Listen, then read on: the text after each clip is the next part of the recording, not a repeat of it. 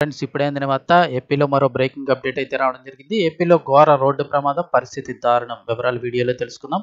Video పూర్తిగా చూడండి, అలాగే తప్పకుండా లైక్ చేయండి. మరిన్ని అప్డేట్స్ కోసం ఛానల్ని వెంటనే సబ్స్క్రైబ్ చేసుకోండి. రోజు రోజుకి రోడ్డు ప్రమాదాలు అయితే ఎక్కువైపోతున్నాయి. ఇక ఆంధ్రప్రదేశ్లో జర్నీ సినిమాను తలపించే ఘటన జరిగింది. 2 బస్సులు ఢీ కొట్టుకున్నాయి.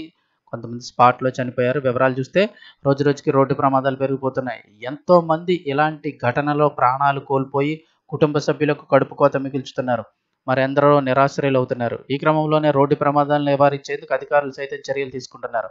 కానీ ప్రమాదాల సంఖ్య తగ్గడం లేదు. కేవలం కొంతమంది నిర్లక్ష్యం కారణంగా ఎంతో మంది ప్రాణాలు కోల్పోవడం అయితే కనుక చాలా బాధాకరం. తాజాగా అలాంటిది ఇప్పుడు అన్నమయ్య జిల్లాలో మరో ఘోర రోడ్డు ప్రమాదం సంభవించింది.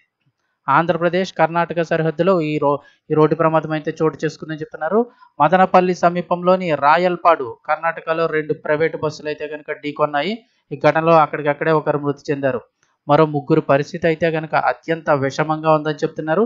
అలాగే ఇంకో 40 మందికి, అంటే బస్సులో 2 బస్సులు కాబట్టి 40 మందికి తీవ్ర గాయాలు అవడంతో పాటు క్షతగాత్రులను కోలార్, శ్రీనివాసపురం, మదనపల్లి జిల్లా ప్రభుత్వ హాస్పిటల్కి తరలించి ట్రీట్మెంట్ అందిస్తున్నారు. అదే సమయంలో చికిత్స పొందిన అనంతరం గాయపడిన వారిలో 20 మందిని అయితే డిశ్చార్జ్ చేసి ఇంటికి పంపించారు. కానీ మరికొంతమంది పరిస్థితి అయితే కనుక ఇబ్బందికరంగా ఉంది. వారందరినీ కూడా హాస్పిటల్లో ఉంచడం, చికిత్స అందించడం అయితే చేస్తున్నారు.